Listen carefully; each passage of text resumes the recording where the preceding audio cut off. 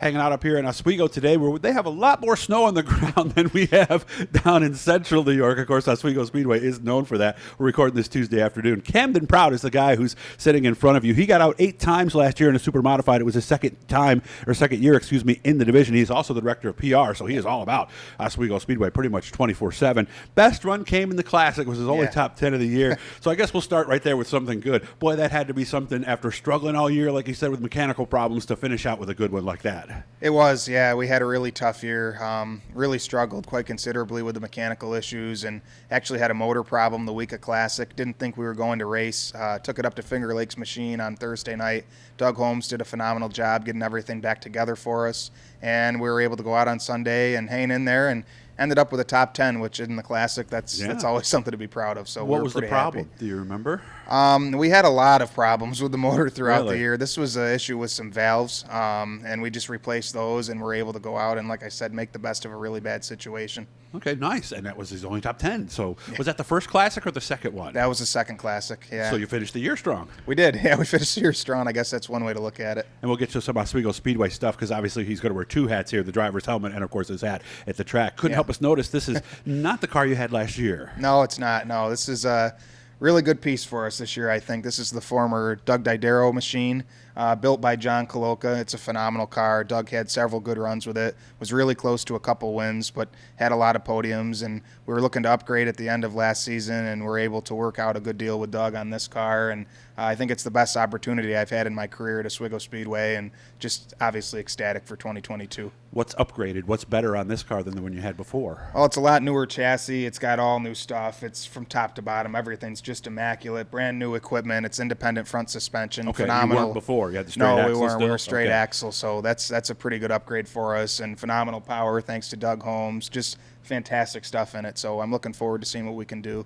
Looks like it's almost race ready, is it? Yeah, it pretty much is. Actually, the only thing we've worked on so far is just getting me comfortable in it and trying to get fitted up for the season. So we're going to play around with that a little bit more, and then hopefully just, you know what, I really like the looks of this car, so I don't want to rip all the graphics off. So I think we're gonna stick with the colors and put our sponsors, our number on, and then it should be good to go. Nice. What, are you not comfortable in the seat? Are things in different places in there than they should be? It's a really small cockpit. Okay. A lot smaller than what I'm used to. Doug's a pretty small guy, so I've had to kind of crunch down in there and just get myself lower in the car than I'm normally used to. But I am pretty comfortable. We just got to get me padded up in there properly, and then we should be good to go. Okay. Plan is to run this every week if we can? Yeah, we want to run this every week. Unfortunately, last season was the first time since 2014 we had planned to run the full season, and then we just weren't able to because we got in a really bad accident in June, destroyed the whole car, and had to take a couple months to rebuild. So we're going to get some good backing under us this year. Ken's Body Shop's on board as primary sponsor. Oh, and Steve, okay, nice. We're Ken's Body Shop.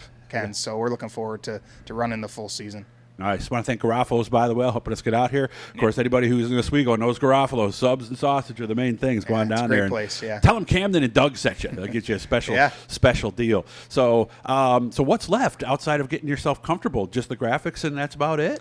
Just the graphics and go through a few things, make sure it's all good to go. It came off the track after Classic and in great shape. So, yeah, it's pretty much ready to go. I just need to go out and put my best foot forward and get myself acclimated to a great race car. Now, where's the other car? Is it still around? The other car is sold. It's over at the RBI Racing Shop, and Mike Bruce has picked it up. And from my understanding, they're going to use it as a 350 Super now. So there you go. I think it'll be a great car for him. Okay, so now we're going to switch hats, and he's going to put on his Oswego Speedway PR hat. We are looking at a total of, let me see, where's the number here? 10 shows, 12 shows, right? 12 shows, including the Classic. Yeah. 3 of those are ISMA races. Why the extra ISMA races, first of all? Well, because of John Nicotra. He's done a great job working with ISMA and MSS and getting a lot of sponsors on board to put this deal together. Phenomenal payout, great start money, and a great point fund for all 3 races. So I'm super excited for all the super modified teams and fans to be able to take part in this. We're looking forward to putting the Wayne on. We got it over there. That was my next question. Yeah, okay. Yeah, we hung on to it from the last car because John's doing this, and I'm really excited to see how that all pans out too. Have you done ISMA racing before? I haven't done any racing. We put the Wayne on the old car last year, and it actually went pretty good. We got down to some 16.1s, which was not bad at all for our first try. And what were you without the wing? Without the wing, we've had this actually. Well, it's not. It's a different car. Your I'm other looking car, at it yeah, like it's yeah. still here. we had it down to a 16.2. That was the best lap. Really? But, last year they took some downforce away, made a wicker change, and I think that really hurt us. We were chasing the Aero all year, so Okay. it was a lot slower last year than we would have liked. Down to 16.5, I think our best lap was. So that was a challenge for us. How much different is it driving with the wing versus without? Of I course, actually- now there's a lot more wing than there used to be, right? Well, there is. Yeah, there is. And these are a lot easier to keep under you than the tail section car was. Okay. I only had a bit of time on that car, but with the tail section. But the top wing, it's a lot more fun, I guess. You can bury the car into the corner a lot more. I think I had a little more fun with that. But Yeah. There's nothing like an Oswego Super. Okay. Season starts May 28th. The Yep. Port City race Port is City, back. yeah, yeah. What is part of the Port City again? Well, this time it's the Supers, SBS, and 350s. In the past, it was the Okay. Supers and the Modifieds. Yeah, But that's what I thought it was. yeah, Okay. so I wish the Modifieds could have come back, but they're still combining all three divisions to get us to 150 laps, doing 75 for the Supers. It'll be the Jim Champagne Because Memorial. that was the thing. It was 150 Yeah, total feature laps, yeah, right? So Okay.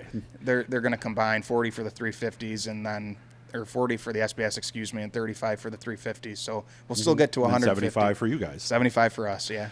Car change a lot in 75 laps versus the regular show? A little bit, not as much as classic, but you do burn off a lot of fuel, so that can change a lot of things at the end. You got to plan for that. How many fuel cells do we fill up for that race that it's 75? Well, every car is different. This actually has they a are. seat cell in it. It's got a front cell way up there. We have the cell in the back here, so it's quite a bit different than mine. On mine, we had a huge cell in the back and then just a side cell here, which this also has. We'll run that for classic, obviously, and the bigger races. So that's probably going to be a learning experience for us, seeing what we do with all these different fuel cells. Now, can you decide which one burns off first and which one burns off last? Or Yeah, no? on some cars you can. You got to switch in the cockpit that you can adjust where the fuel is flowing. Yeah, so Okay. it's pretty complicated. Yeah, because I would think you'd want to save some in maybe a particular area. Do you want, at the end of the race, do you want fuel in the rear? Do you want fuel in the front? Do you want it on the side? You know, Or do I we think know? It really depends, actually, on what the car's doing throughout the race, and you can make those adjustments in the Oh, you cockpit, can? kind of like a sprint car driver would with the wing, depending on how the car's handling. You can figure out when you want to stop flowing fuel from the side cell or the rear cell, and just basically base it on the way the car's handling throughout the race. And obviously, there's something done under caution. Yeah, under caution. Okay. Probably. I've never done it because I haven't had a car that's set up like that before, but you can do that. Classic, by the way, is September 2nd and 4th, and that will be the final race It will of be, the season. yeah, other than Super Dirt Week, yeah. Well, yeah, on the asphalt, let's Yeah, on say. the asphalt, so, yes. a lot of attention was paid to the asphalt. We saw those pictures of how Is it okay?